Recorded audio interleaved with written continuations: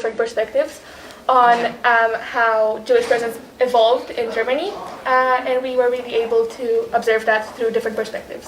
What moment was your favorite? What did you like the most? So for me personally, I like the fact that I got involved and actually managed to express myself, to speak when I had to explain the answers as a Q&A session. I very liked much that moment. Well, I like that we got to meet important people and that we learned the history of Israel. What did you think and what did you like about the two projects that we did together? You know, the one about Sidonia Werner and the one about Gluckel Hammer. Well, I managed to learn things about Jewish people and the evolution of anti-Semitism during the years, and I'm very honored that I got to know these details and explore more and discover more things about the Jewish community. It's also impressive how the Jewish people actually managed to get through this anti-Semitism, which was surprising, common throughout the whole history, not just the Second World War era. I also find that impressive. Right. What did you learn from this entire project? I learned that anti-Semitism has always been a problem of our society, and that even though some people do not respect other people's religion, ideologies, we can still live together in peace and respect to one another regarding religion or ideas. Okay, thank you. I think this project, especially with the help of some special guests such as Sonia Gebauer or Emil Horizano, helped us understand this process during the time much better. Activity was very interesting because I learned a lot about history and the history of the relationships between the Jewish people and the German people, which sometimes led to very interesting things and events in history. I also had the opportunity to meet very interesting people and very nice people, including the wife of an ambassador from Germany. She was very nice, and I'm very happy I participated in this event. Thank you. I just wanted to say on behalf of the teachers as well that it was very pleasant to work with you, and thank you for your involvement, because it means a lot that pupils and students today involve in such events and projects, and thank you very much.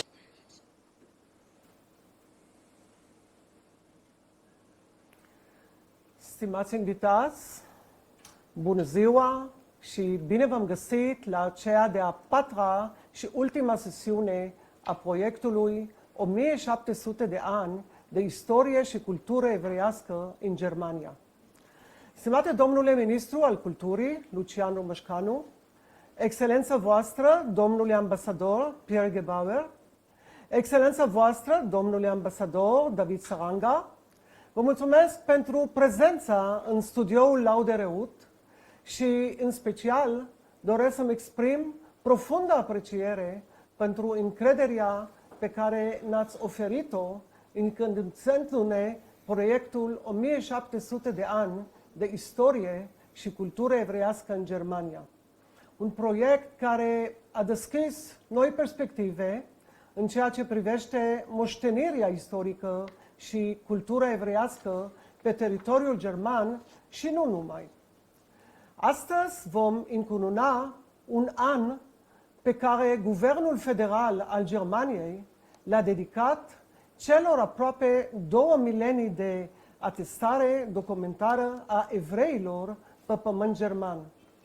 Doresc să mulțumesc de asemenea excelențelor doamna ambasador Adriana Stănescu și domnului ambasador Emil Horizanu, precum și domnului Daniel Jinga, director al Operei Naționale București, doamnei Maia Morgenstern, director al Teatrului Evreiesc de Stat, jurnalistul Ion M. Ioniță, excelențele sale istoricului Adrian Cioroianu, doamnei Veronica și domnului Michael Schmidt, președinții al Fundației M&V Schmidt, pentru contribuția lor extrem de valoroasă și pentru că au susținut nemijlocit proiectul încă de la începutul acestuia.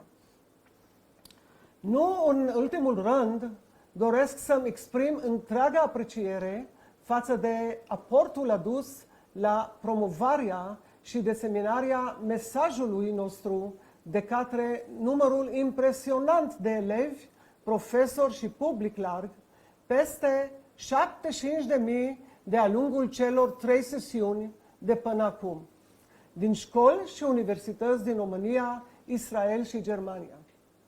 Stimați invitați și participanți care ne urmăriți în această sesiune online, împlinim în curând un an de când am pornit fascinanta călătorie istorică și culturală prin moștenirea evreiască în Germania și 1700 de ani de când primii evrei au primit atât permisiunea de a se stabili, precum și drepturi civile în Köln. Era în 11 decembrie 321, o dată istorică ce a rămas consemnată într-un document păstrat ca mărturie la Vatican. Decretul semnat de către împăratul Constantin atestă, de fapt, că evreii s-au aflat pe teritoriul german dintotdeauna, că aceștia nu au venit acolo din alte părți, iar coexistența acestora cu populația germană a fost adesea dificilă. După cum a subliniat și domnul Andrei Covaci, președintele Asociației 321-2021, 1700 de ani de viață evreiască în Germania. Anul aniversar este o oportunitate binevenită de a schimba acest lucru, nu numai în Germania, ci și mult mai departe. A fost declarația ex-ministrului german de externe, Eilo Maas, pentru ziarul Jüdische Allgemeine, făcută la începutul anului 2021. Ce ar fi fost filosofia noastră ca popor german fără Moshe Mendelssohn? Cum ar fi fost științele naturii fără Albert Einstein? Dar viața culturală fără Gustav Mahler? Sau literatură fără Heinrich Heine ori Franz Kafka? Prin acest an festiv, poporul german a demonstrat că apreciază cu adevărat moștenirea culturală evreiască și, mai mult decât atât, a asigurat că istoria va urma calea cea demnă și corectă. Pentru noi toți rămâne foarte important să aducem în atenția generațiilor tinere istoria așa cum a fost ea și nu poate fi ascunsă, pentru că învățând trecutul, consolidăm prezentul și pregătim viitorul. Mulțumesc Ambasadei Republicii Federației Germane la București, care a facilitat liceenilor complexului educațional Laudereut și nu doar lor, ci și celor peste 75.000 de persoane care au urmărit cele 3 sesiuni de până acum ale proiectului. Această călătorie prin cei 1700 de ani de istorie și cultură evreiască. Mulțumesc pe această cale inspectorilor de istorie din capitală și din Iași, Vaslui, Suceava, Sibiu, Bacău, Craiova, Curtea de Argeș și Timișoara, care continuă să susțină importanța studierii istoriei Holocaustului în licee din toată țara românească. Anunț cu acest prilej că, odată cu finalizarea proiectului 1700 de ani de istorie și cultură evreiască în Germania, lansăm în întreaga țară concursul de eseuri pe tema combaterii antisemitismului și a extremismului în lume și a importanței studierii istoriei Holocaustului. Concursul de eseuri, care se bucură de o jurizare de excepție, va debuta pe 1 februarie și se va încheia pe 28 februarie, urmând că eseurile desemnate câștigătoare să fie premiate și incluse în Cartea Martor a proiectului 1700 de ani de istorie și cultură evreu-germană, care va avea lansarea în primăvară acestui an în Parlamentul României.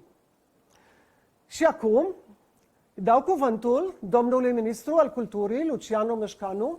Domnule ministru, vă rog. Tot vă mulțumesc mult de tot. O să am un scurt cuvânt. Am învățat de-a lungul timpului pe diverse scene că cele mai bune cuvinte sunt cele scurte. Vreau să salut și eu pe distinși reprezentanți din această sală și din online, domnilor ambasadori. Mă bucur foarte mult să fiu alături de dumneavoastră. Vreau să salut și pe distinsa Maia Morgenstern și să-i mulțumesc, n-am apucat să o fac direct pentru momentul minunat de la Ziua Culturii. Pot să-i numesc prieteni pe Emil Hurezeanu, pe Adrian Cioroianu, doamnă ambasador, distinși invitați. Spunea președintele Germaniei, Steinmeier, dacă am pronunțat corect, că în istorie cultura evreilor a conferit strălucire culturii germane.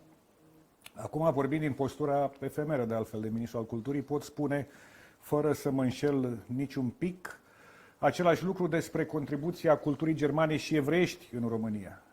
Nu ar fi fost ceea ce este cultura românească acum fără scânteile, fără picăturile de geniu și de dumnezeire, de ce nu, ale celor care și-au lăsat amprenta nefiind români ca naționalitate, dar fiind români ca simțire în România. Și din mari evrei nu pot... Avusesem o discuție cu domnul ambasador mai acum câteva zile, să nu îl nominalizez pe Reuven Rubin, un mare pictor de origine română care a fost și primul ambasador al statului Israel în România, și mulți, ar trebui minute întregi să vorbesc doar de cei care au reprezentat mult pentru cultura română de origine evreiască și germană de asemenea.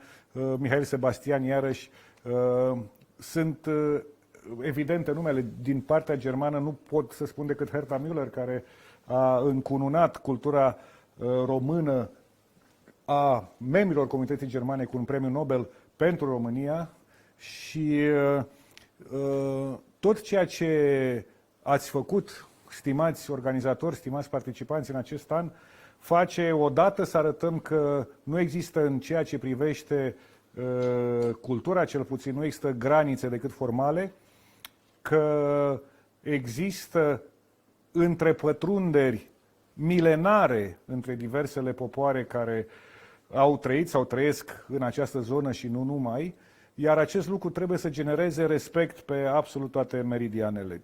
Dacă istoria a lăsat în urmă lucruri extraordinar de grave și faptul că acum se studiază istoria Holocaustului, mă mândresc că sunt unul din senatorii care au susținut și au votat această lege în Parlamentul României, e foarte important pentru că nu trebuie să lăsăm să mai repete nici măcar la nivel de gând ceea ce s-a întâmplat atunci.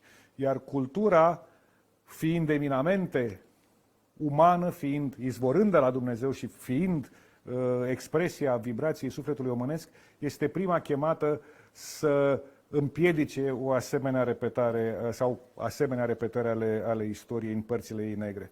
Încă o dată mulțumesc mult de tot pentru că m-ați invitat aici, pentru că m-ai invitat aici, Tova. Felicitări pentru tot ceea ce ați făcut.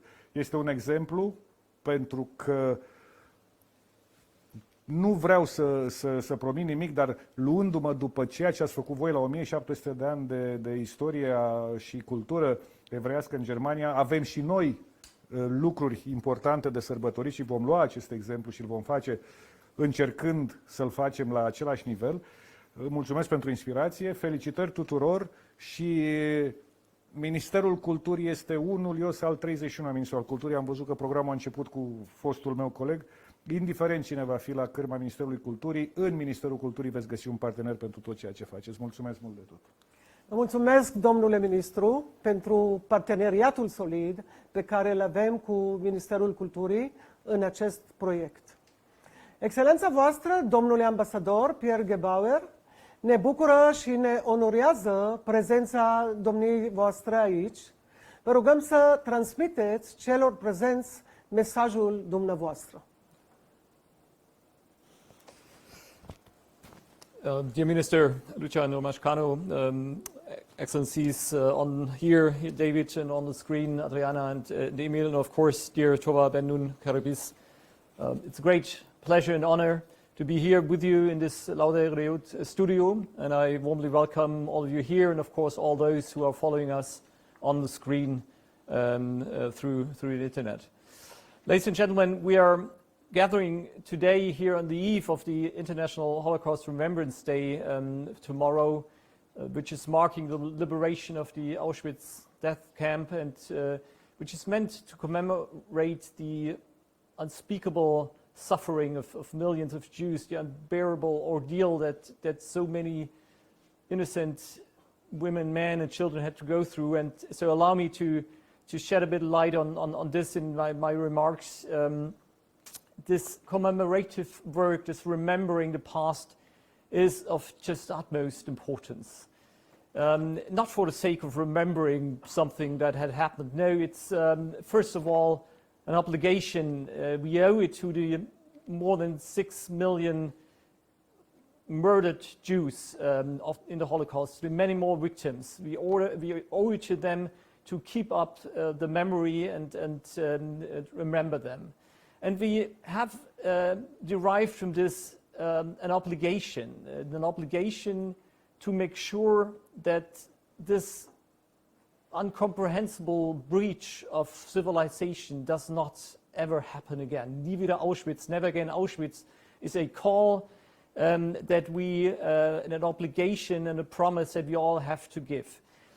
This is of utmost importance because it obligates us to stand up against all forms of anti-Semitism, against all forms of hate crimes, hate speech, and in particular against the trend of neglecting the past, of denying the Holocaust, of distorting the facts.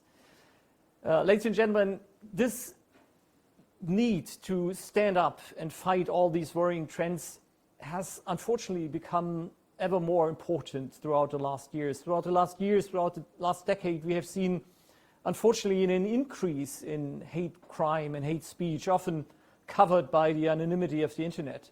We have seen throughout the pandemic, throughout the corona pandemic, an uprise in conspiracy theories, often blaming minorities like the Jews for being responsible. So it's more important than ever to make our voices heard and to stand up.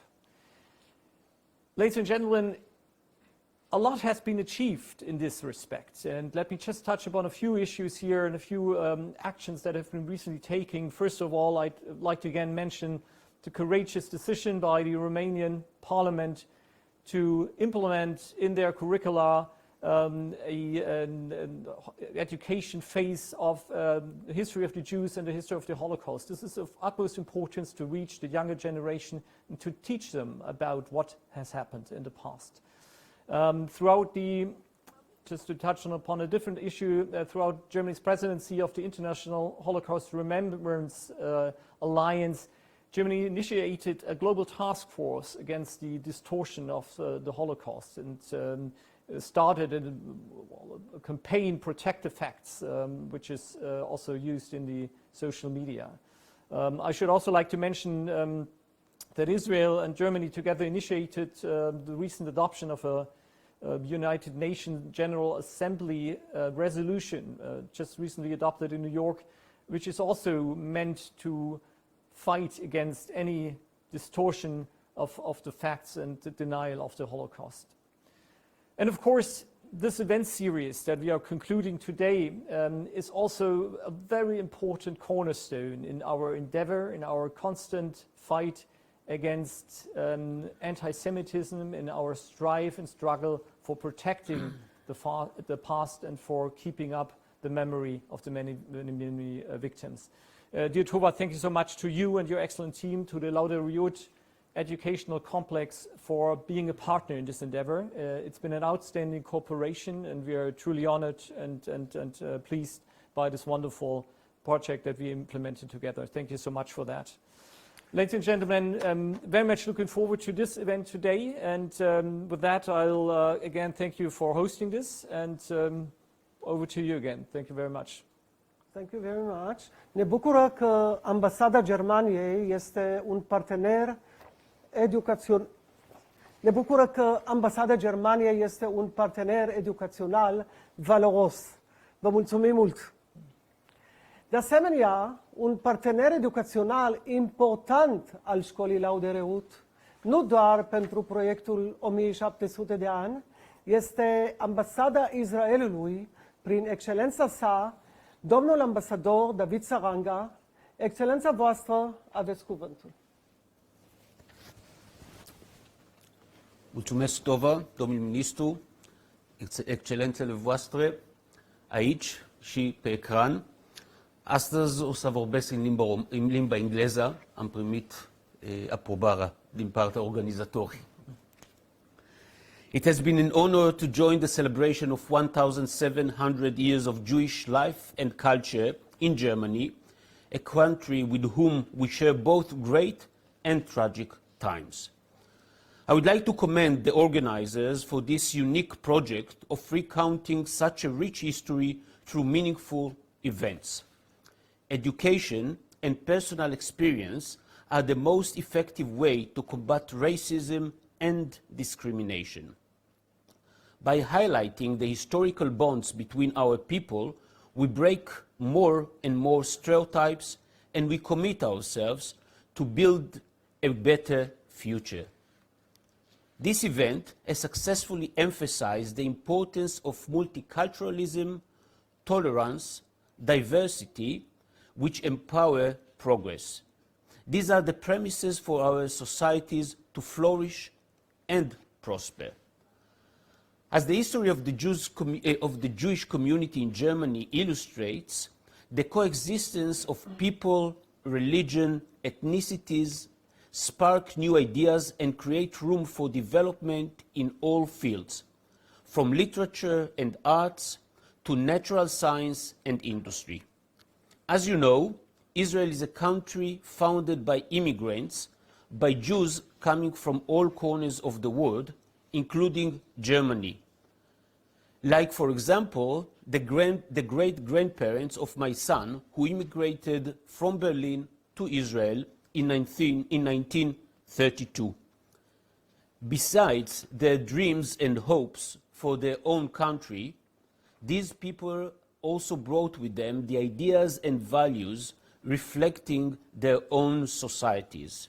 For instance, Tel Aviv is known as the Bauhaus capital, a print of the strong connection between Israel and Germany, culture-wise, where this style originated. This spirit of multiculturalism is part of our DNA, a mix of cultures and heritage that is truly special. This event is being concluded one day ahead of the International Holocaust Remembrance Day. 77 years have passed since this tragedy took place, in which 6 million of Jews were tortured and killed. A country that had been their home for centuries became a place of torture, humiliation, indifference, and death. The Nazi regime tried to strip off their names and dignity and to reduce them to a simple number. With the liberation of Auschwitz-Birkenau, a reign of tyranny and persecution ended, while hope was born. Despite the brutality of history, today, Germany has one of Europe's most vibrant Jewish community. Israelis are also forming part of this community. While time has passed, unfortunately, the world has not become entirely liberated from hate and anti-Semitism.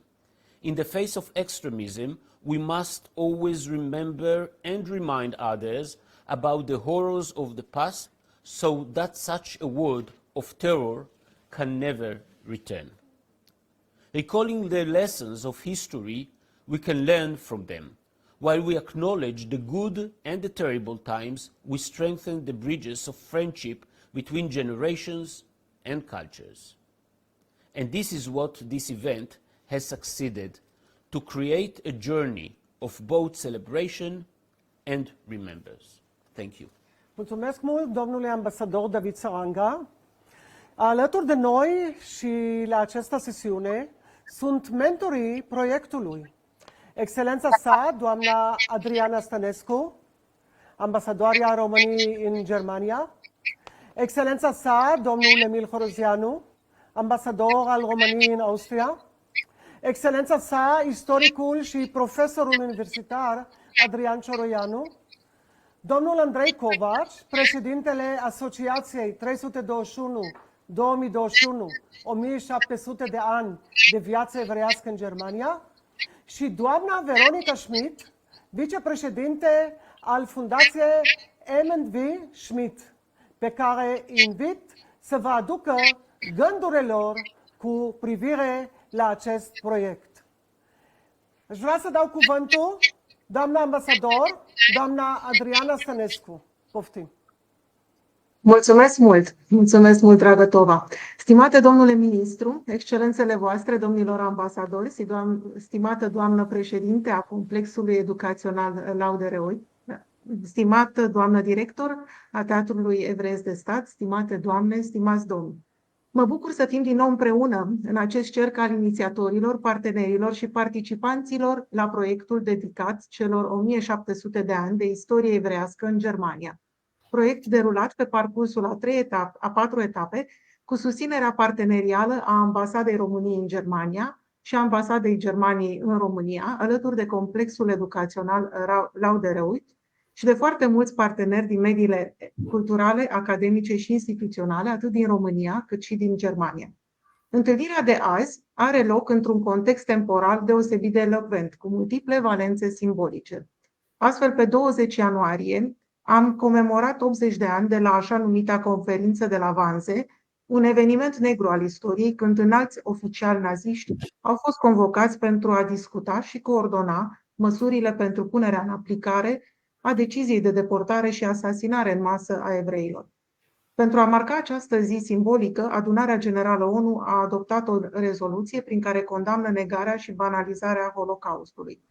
Inițiată de Israel și Germania, textul acestei rezoluții a fost adoptat în unanimitate la New York, solicitând statelor și mediilor online să combată activ antisemitismul și negarea Holocaustului.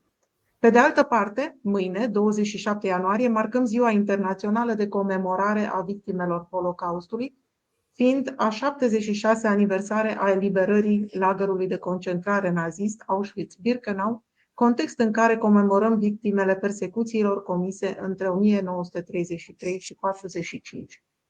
Mai ales la Berlin, tema responsabilității față de memoria și istoria Holocaustului este intens resimțită, iar autoritățile publice germane și mediile publice sunt profund implicate în campanii ce sprijină construirea și perpetuarea unei dimensiuni lucide și active a memoriei publice. Privind și în lumina acestui context istoric, conceptul proiectului 1700 de ani de istorie și cultură evreiască în Germania este unul deosebit de generos.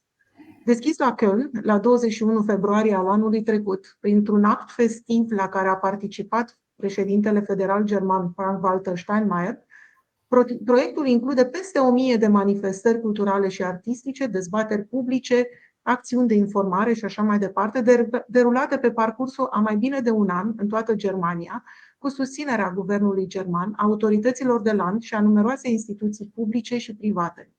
Așa cum sublinia domnul Andrei Covaci, pe care îl salut cu plăcere, managerul proiectului derulat în Germania, proiectul nu a vizat atât un palier evenimențial centrat în jurul marilor evenimente comemorative, ce evocă nu odată accentele tragice ale istoriei, cât un nivel al istoriei cotidianului unei comunități evreiești, grefată pe un patrimoniu de cultură, civilizație, cunoaștere și sensibilitate. Această trecere de la istoria marilor evenimente marcate din istorie la scara umană a istoriei și la viața de zi cu zi a unei anumite comunități ne ajută astfel să aflăm într-un mod mai uman, cald și mai convingător legăturile intime dintre oameni și culturi. Întreg proiectul reprezintă astfel o ocazie bună, nu doar pentru a explora conceptele care pledează pentru un dialog intercultural în sens larg, ci și pentru a scoate în prim plan un patrimoniu cultural și un nivel cotidian al acestuia, care merită mai multă atenție din partea noastră a tuturor. La aproape un an de la lansarea și în România a acestui proiect, care a creat punți de cunoaștere între rețeaua partenerilor români și germani, ne face plăcere să salutăm și să felicităm Complexul Educațional Laude Reut pe doamna Tova Ben-Lund-Herbis, care a depus un efort susținut în promovarea acestui proiect și care a izbutit să construiască un adevărat network de empatie culturală, toleranță și dialog intercultural. Salutăm totodată implicarea inclusiv a partenerilor români din mediile de educație, care au construit prin utilizarea comunicării online, prin videoconferințe și întâlniri în mediul virtual, un climat de conștientizare și emulație a curiozității culturale pentru temele culturii comunității evreiești din România și din Germania. Considerăm că exercițiul de comunicare și diplomație publică din cadrul acestui proiect a constituit un model ce poate fi o veritabilă sursă de inspirație pentru eforturi și demersuri suplimentare, ce pot fi continuate, având în vedere faptul că în acest fel tema comunității evreiești are avantajul de a atinge atenția publicului și altfel decât prin intermediul abordărilor centrate în jurul comemorărilor zilei Holocaustului. Și mulțumesc în acest sens și domnului ministru Romașcanu pentru deschiderea și interesul de a continua această experiență. Mă bucură totodată că Ambasada de la Berlin și eu personal, încă de la începutul mandatului meu în vara anului trecut, am fost cooptați între partenerii acestui proiect, în cadrul căruia, în luna septembrie a anului trecut, am organizat la Berlin o masă rotundă, o expoziție și un concert de muzică clasică, a căror înregistrare vom avea ocazia să o vedem cu toții astăzi. Și mulțumesc predecesorului meu, domnului ambasador Curezeanu, pentru inițiativă și pentru implicarea din primul moment în acest proiect generos. Vă mulțumesc tuturor pentru atenție și rămânem în continuare interesați de tot acest dialog. Mulțumesc mult, doamna ambasador, și mulțumesc pentru tot timpul acordat de-a lungul timpului de când aveți acest mandat. Aș dori să-l invit pe domnul Andrei Covaci, președintele această asociație 321-2021, care a devenit prieten de un an de zile. Poftim, Andrei. Da. Și Mersi, Andrei e Tova. original din România. Da, și astăzi o să încerc să vorbesc în românește și mă scuzați cu toți dacă nu e perfect și o să vorbesc puțin mai personal. Putem să spunem că antisemitismul și teorie de conspirație sunt cei mai vechi virusii din istoria. Și astăzi, din nou, devin în ce în ce mai puternici. Cine ar fi crezut că așa ceva se întâmplă în societatea noastră din ziua de astăzi? Cu mai 76 de ani după Holocaustul, cea mai mare și teribilă crimă din istoria oamenilor. Mâine este Ziua Internațională de Comemorare de victimilor Holocaustului și este important să ne amintim mereu de lucruri teribile și rele de care oamenii erau capabili. Și este important să învățăm, să asigurăm că așa ceva nu se va mai întâmplă și se poate să întâmplă niciodată. Și din păcate, antisemitismul în România, în Germania și în toată Europa și lumea a devenit normal în viața de ziua de astăzi. Trebuie să ne luptăm contra antisemitismul acolo unde devine vizibil. La școală, la universitate, la serviciu, în familie, la restaurant, cam peste tot. Și trebuie să ne luptăm împotriva stereotipilor, să învățăm unul de pe altul și să ne cunoaștem. Nu numai că viața evreiască a contribuit la cultură europeană, română, germană de mii de ani, dar nici nu suntem așa de diferiți. Viața evreiască face parte din Germania, din România și din Europa. Asta vrem să arătăm cu anul festivalului 1700 de ani de viață evreiască în Germania și în Europa. Și eu personal m-am născut în România, așa e. Familia mea a trăit în România și bunicii au fost deportați. De aia anul ăsta de sărbătoare și toată munca voastră la acest proiectul înseamnă foarte mult pentru mine personal. Și aș dori să vă mulțumesc foarte mult tuturor pentru contribuarea asta și vă mulțumesc la toți. Mulțumesc mult domnului Andrei Covaci și alături de noi este doamna Veronica Schmidt, co-președinte al Fundației MNV Schmidt și mă bucur mult de tot că ați reușit să fiți online cu noi. Poftim, Veronica!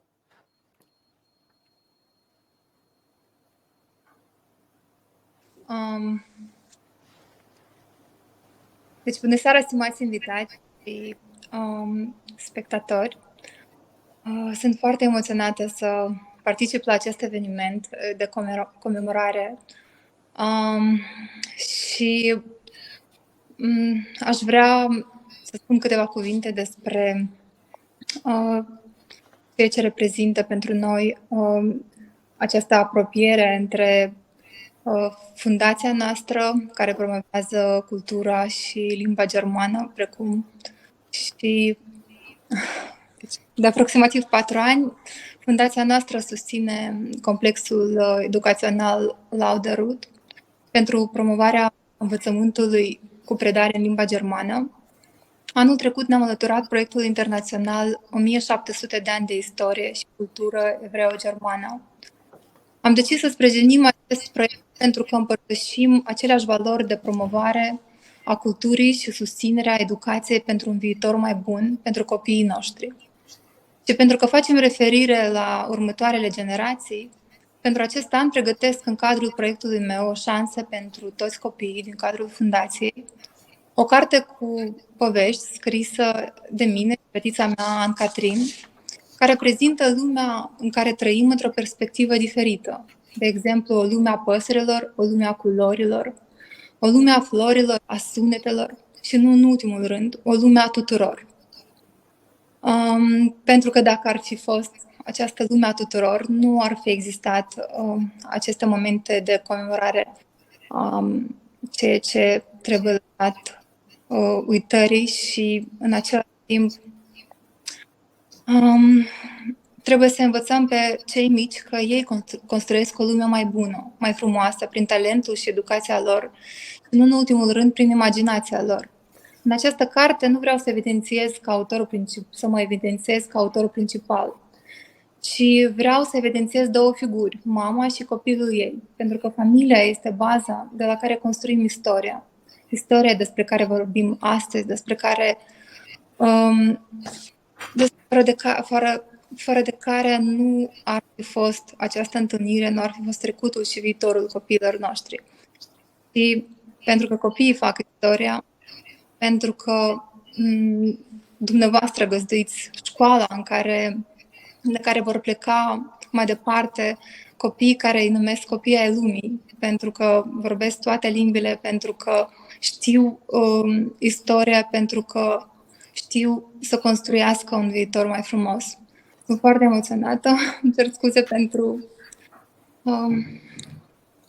și vă doresc o seară bună tuturor. Mulțumesc mult, Veronica dragă. Aș dori să menționez spectatorilor că Fundația Schmidt, Veronica și Mihail sunt membri al Board of Trustees al nostru. Și acum aș da cuvântul domnului ambasador Emil Horozianu, ambasadorul României în Austria. Și tot vreau să mulțumesc că de mulți ani este mentorul al Complexului Educațional Lauderud și membru fondator al Board of Trustees. Mulțumesc mentorilor acestui proiect și vă invit într-o călătorie prin istoria evreiască în Germania, prezentată de mentorul nostru, domnul ambasador Emil Horozianu. Și după aceasta voi da scena jurnalistului și istoricului Ion M. Ioniță. Poftim, domnului ambasador. I'm afraid, under the circumstances, I will be the only one among the very distinguished Romanian guests speaking English. so that also our distinguished colleague Per Gebauer understands something out of it. I'm relieved with Mr. Kovac in Germany. He speaks all the languages, as I understood. Thank you so much, Mrs. Chairwoman. It is indeed such a great pleasure, privilege being with you, with all of you, with you, Tova, first of all, and your miraculous army of excellencies, ministers, students, politicians, professors.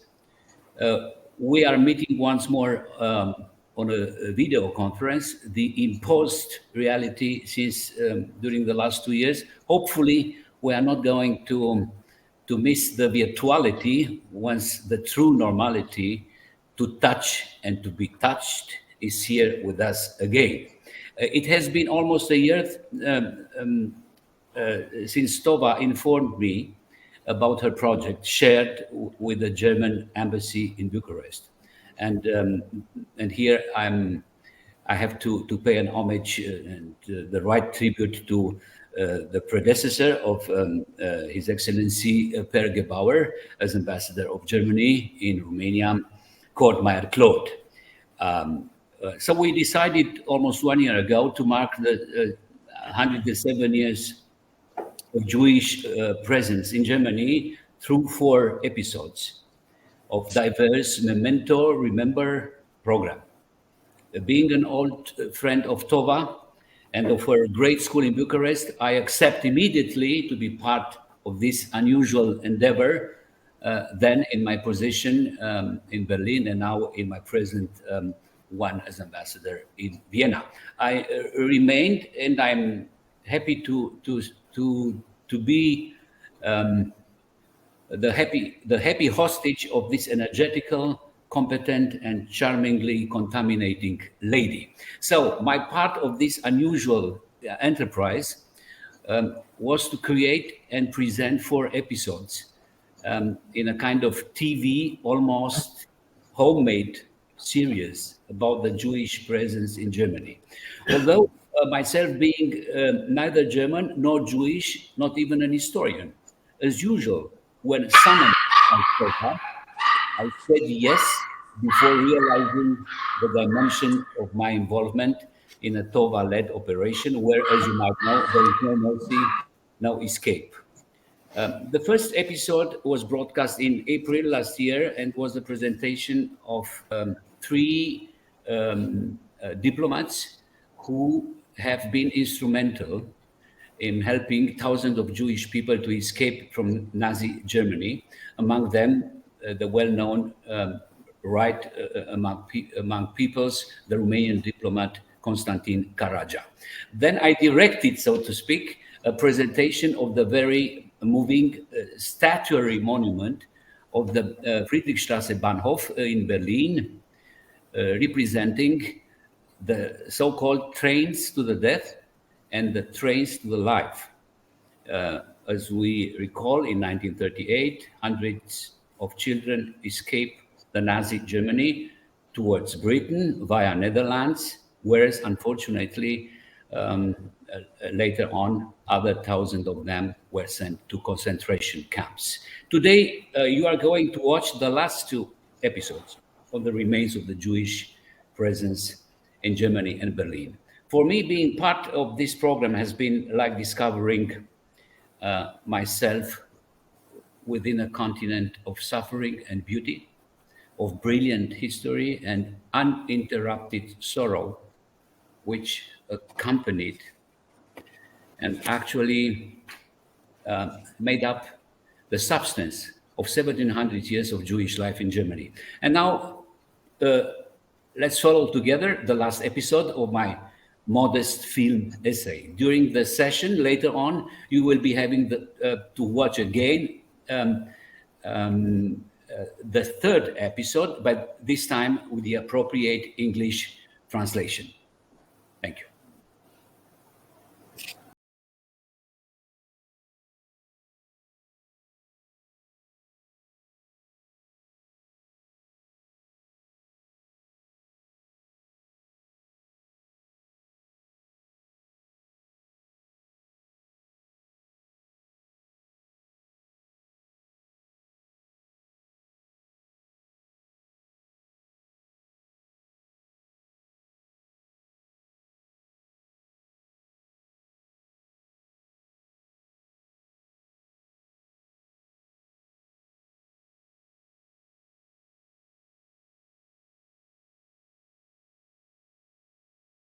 Koch, dacă ați auzit de el, a făcut demonstrația bacilului care poartă numele și care a învins încet și sigur tuberculoza.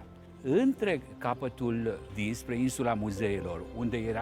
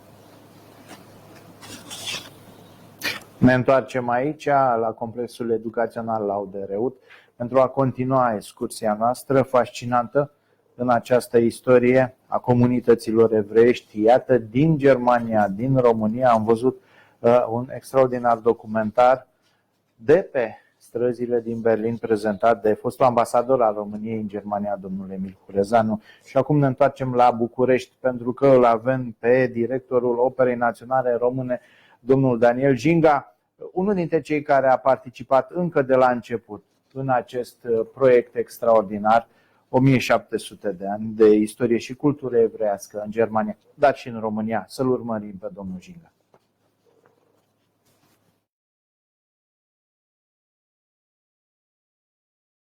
– 1700 de ani de cultură evreiască în Germania reprezintă un proiect de care m-am ocupat din punct de vedere muzical încă de la început și chiar de atunci, din faza de documentare, am înțeles un lucru. Am înțeles faptul că întreaga civilizație europeană se datorează unei creșteri îngemânate a tuturor locuitorilor ei.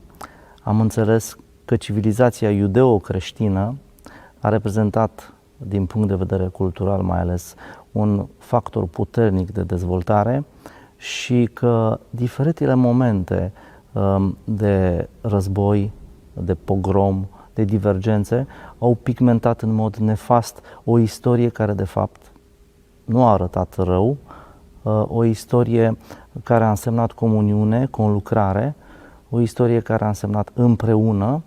Și cred că vremurile pe care le trăim acum într-o Europa unită nu vin să facă altceva decât să certifice o filozofie care a existat încă de la începutul formării acestei civilizații. Cred că suntem datori să le spunem copiilor și nepoților noștri că nicio formă de prigoană, de discriminare nu face bine societății, este în primul rând nedreaptă și contrazice unui lucru pe care noi, cei care ne ocupăm cu zona culturală, îl înțelegem atât de firesc. Oamenii sunt oameni, indiferent de poporul căruia îi aparțin, iar oamenii, prin lumina pe care reușesc să o aducă în societate, contribuie la crearea unei lumi mai frumoase, a unui viitor mai bun, pe care ni-l dorim, așa cum spuneam, pentru noi, pentru copiii și pentru nepoții noștri.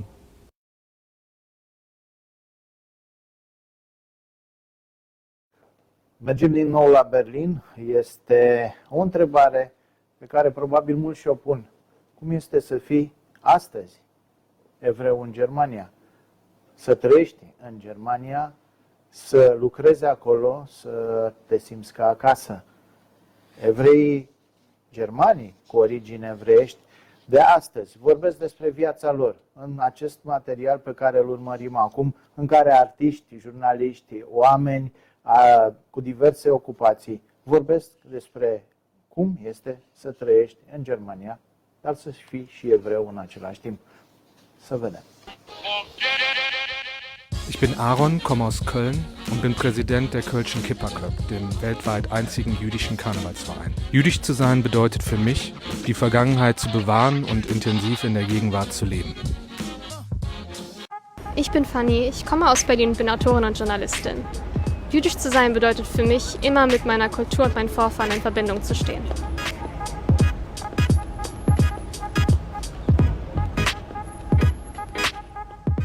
Ich bin Ilja, Filmemacher und Fotograf.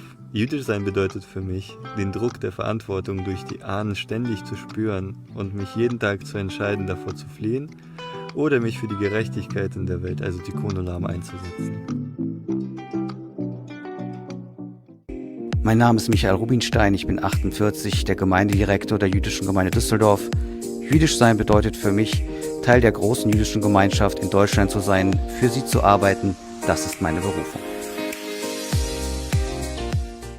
My name is Yael Merlini. I'm Italian, living in Berlin, mother of 3 incredible children, passionate teacher who loves to express herself in poetry and painting. Being Jewish means to me to be a letter in the scroll.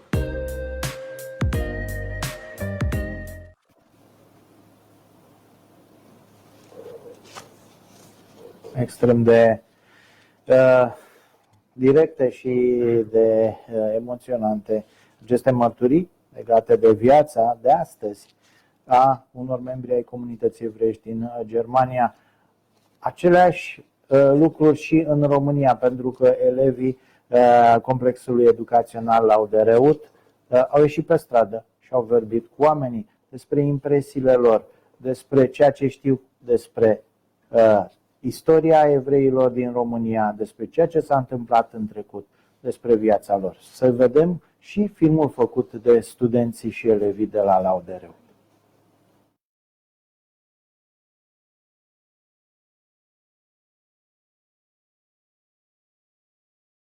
Din România se va introduce o programă de studiu a Holocaustului. Ce opinie aveți despre asta?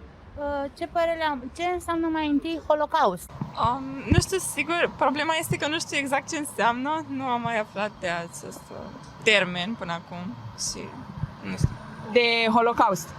O idee foarte bună. Eu când am fost în liceu n-am învățat despre Holocaust. Mulți elevi de vârsta noastră sau un pic mai mari sau mai mici nu știu foarte multe amănunte despre Holocaust. Trebuie să înțeleagă prin ce au trecut și evreii cum s-au simțit înainte, în prezent și după. De aceea consider că studiul Holocaustului este o idee bună de a fi introdus în materia noastră obligatorie. Consider că studiul Holocaustului ar trebui să fie adăugat obligatoriu, pentru că este un subiect foarte interesant și pe lângă asta ar trebui să învățăm din greșelile trecutului pentru a nu le repeta. Eu sunt de părere că este o decizie bună să se învețe Holocaustul în școală, deoarece e o mare bucată din istoria Europei și nu cred că sunt chiar atât de mulți elevi în România care să fie ofensați de chestia asta, mai ales că nu ar trebui să fie, că s-a întâmplat, a fost, am evoluat. Trăim într-o Europa unde sunt putere extremistă. Puteți să vedeți în Ungaria, în Polonia, în Franța. E foarte important să știi despre ce înseamnă toate noțiunile astea. A fost aprobat un proiect de lege în Camera Deputaților în care în toate liceele din România se va implementa o programă de studiu a istoriei Holocaustului. Ce opinie aveți despre acest lucru? Ar fi foarte binevenit un studiu mai aprofundat al istoriei în general, nu numai al Holocaustului. Pentru că, de exemplu, generația mea a studiat la școală o istorie care constat după anii 90 că nu e deloc adevărată. Și ar fi foarte binevenită. Cu această schimbare, ce credeți că ar trebui să fie făcut astfel încât nivelul antisemitismului, rasismului și discriminării în școli să fie redus? Vorbit mai mult despre asta, discutat cu copiii și după mine, cred că nu numai despre istorie, chiar la religie, să nu se mai studieze în școală religia, istoria religiilor. Despre fiecare religie în parte trebuie să știe copiii, ca să nu mai avem extremiști. O inițiativă bună, întrucât Holocaust reprezintă o părticică, un puzzle, să zic așa, foarte important pentru copii și este important ca aceștia să cunoască istoria, să vadă care sunt consecințele și cum ne influențează până la urmă și în prezent, pentru că deși au trecut ani de atunci, amprenta acestui eveniment încă se regăsește în zilele noastre. Chiar și în ziua de astăzi, Holocaustul este un subiect foarte sensibil pentru unii oameni și tocmai din acest motiv cred că ar trebui ca generațiile viitoare să știe cât mai multe lucruri despre el pentru a-l conștientiza și pentru a se asigura că nu se repetă.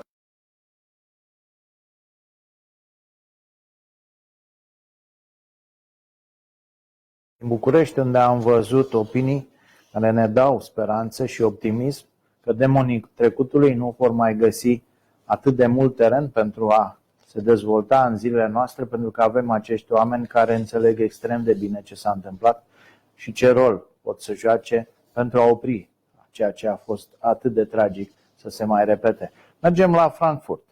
De data asta, pentru muzică, Dana Barac, muzician, va interpreta, va cânta muzică tradițională klezmer, muzică evreiască.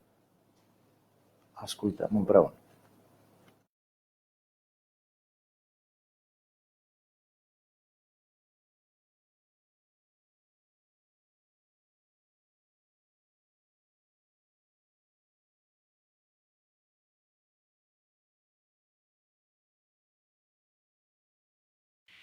Another very famous Jewish wedding song that is sang all over the world, including here in Germany, is Im Eshkachech Yerushalayim.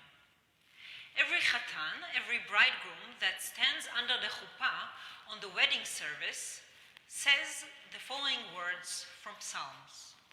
Im Eshkachech Yerushalayim tishkach yemini, tidbak leshoni lechiki im lo ezkerechi, im lo e'ele et Yerushalayim al rosh simchati.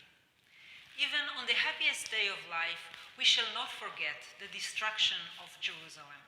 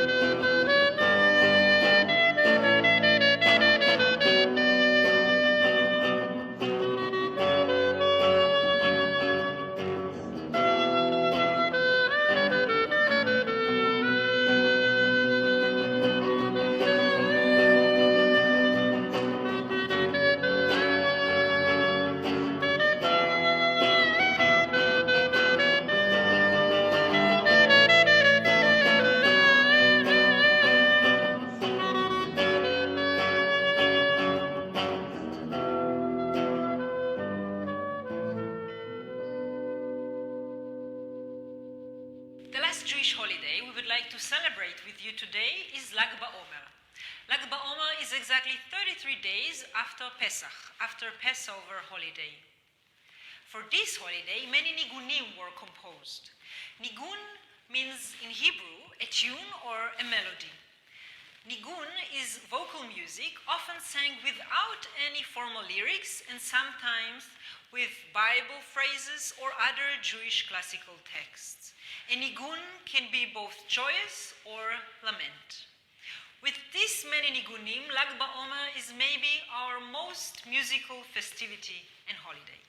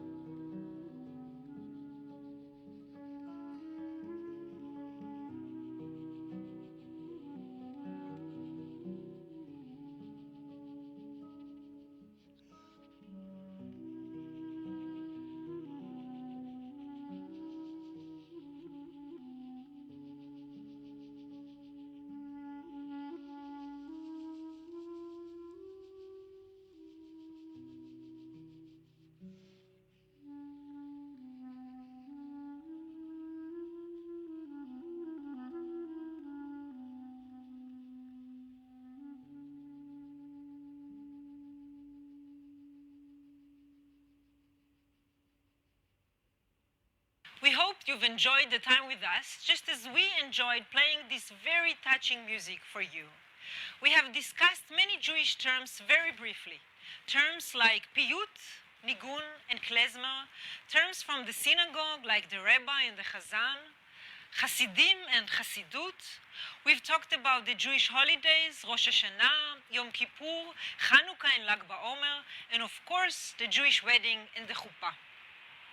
You must have now even more questions than before attending our concert. You can send your questions over, you can ask your friends or colleagues. Nowadays, there is a great amount of literature, movies, TV series, and music available online. And of course, many beautiful Jewish museums. We thank you for your attention and hope to meet you in person in one of our concerts. להתראות, לרבדרה, auf Wiedersehen.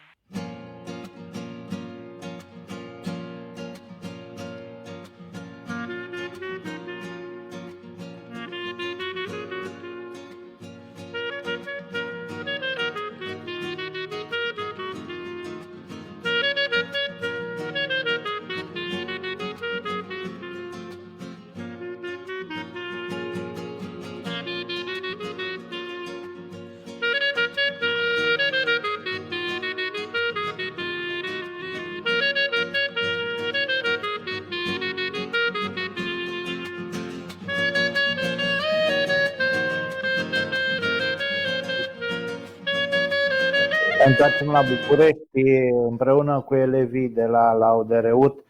Continuăm interviurile pe care le-au realizat pe stradă pentru a vedea ce cred oamenii despre memorie, evenimente, Holocaust și necesitatea de a studia ceea ce s-a întâmplat în istoria României.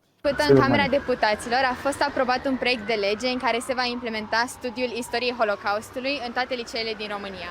Ce părere aveți despre acest subiect? Mi se pare o inițiativă binevenită. Interesant, n-am știut.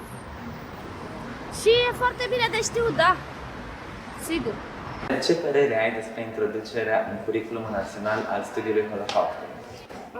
Părerea mea este că este foarte important să avem cunoaștere despre acest subiect al Holocaustului, pentru că până la urmă, ca să excludem un posibil conflict viitor, trebuie să înțelegem foarte bine ce s-a întâmplat în istorie. Ce va mai trebui făcut pentru ca nivelul antisemitismului și xenofobiei să scadă în intensitate?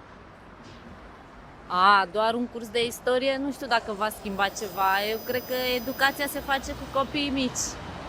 În primul rând cu viitorii părinți și apoi copiii mici. Și da, de la grădiniță. Uite, de exemplu, fiica mea are la grădiniță o fetiță de culoare, de exemplu. Și într-o zi fetița mea mi-a povestit că s-a supărat pe fetița de culoare și am întrebat-o de ce și că nu-i place de ea pentru că e neagră și are părul creț. Da, și de aici, plecând, ar trebui și părinții și educatorii și toată lumea să povestească copilor de mici despre faptul că fiecare e diferit. Deci ai participat la acest proiect, să scoată percepția față de cultura evrească? Da, am înțeles mult mai bine situația lor și cât de grav a fost. Acest proiect cu siguranță ne-a schimbat perspectiva. Încă un eveniment, încă un moment în care vorbim despre cooperare și anume elevi din România și Israel care au filmat și ne prezintă acum rezultatul muncilor.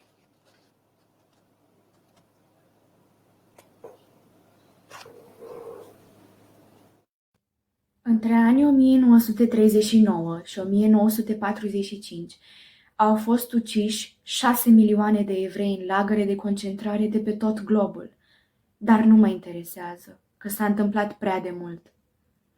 În 1950 existau plaje, străzi, mijloace de transport separate pentru oamenii albi și oamenii de culoare în Africa de Sud. Dar nu mă interesează, că s-a întâmplat prea departe.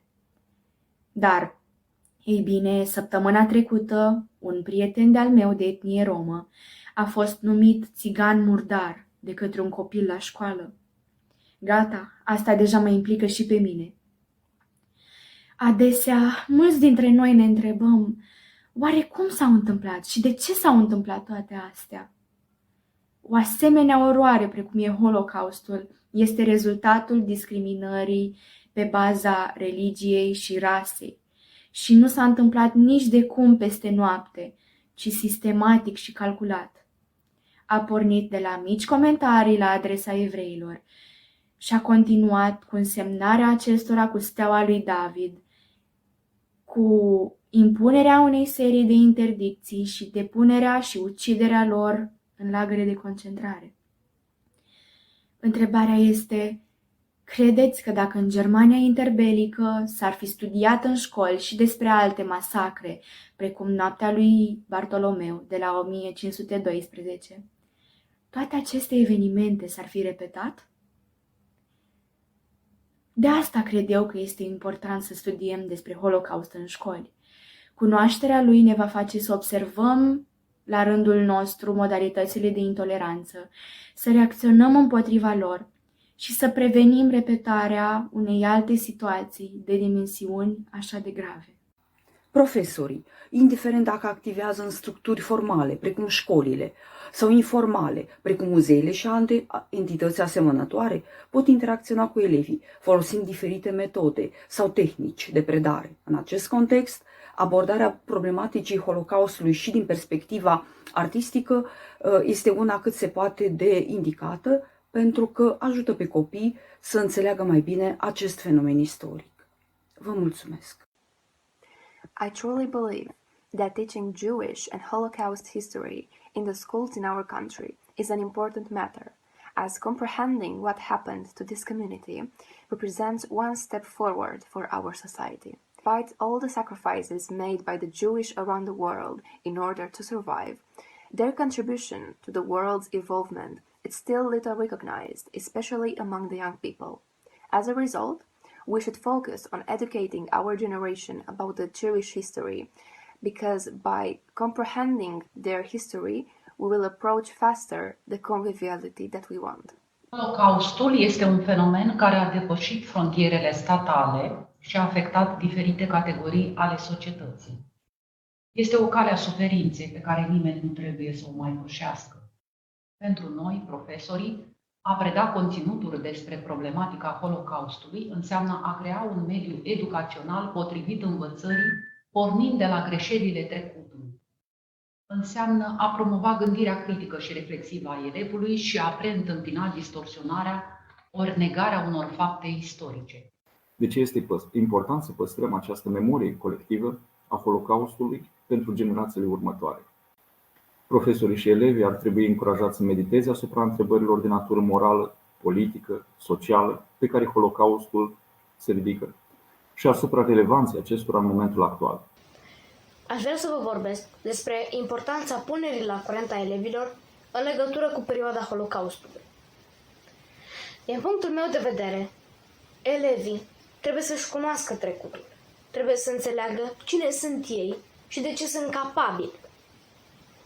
Trebuie să înțeleagă pe deplin Holocaustul, ce a însemnat el și cum a reușit să schimbe o întreagă istorie. Hello everyone, we are gathered here today to talk about anti-Semitism following our participation in the event of the Jewish German culture. With me today are 11th grade students and my colleague Mor. My name is Orit, I'm an English teacher in Leobeck Education Center in Haifa. So what is the importance of fighting those phenomena for the next generations?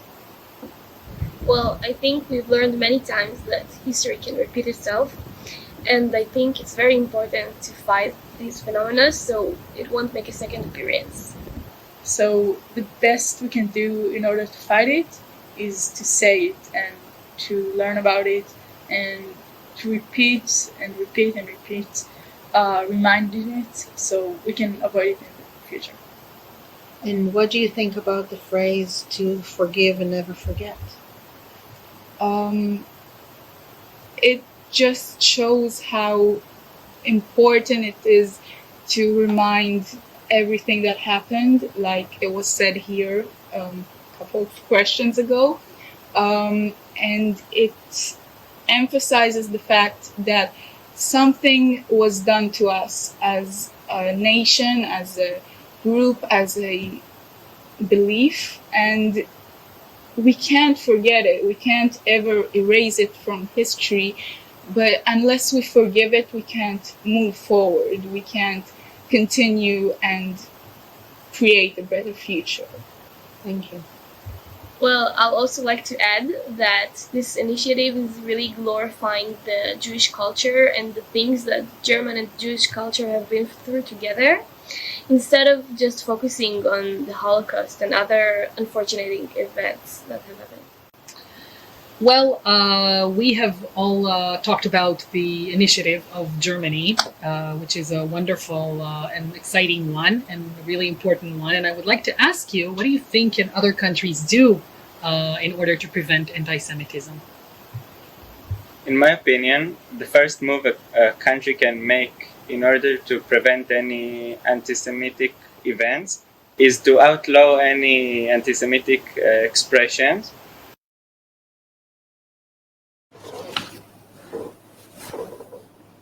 Călătoria noastră de 1700 de ani în timp și călătoria geografică din Germania în România, în Israel, se încheie aici.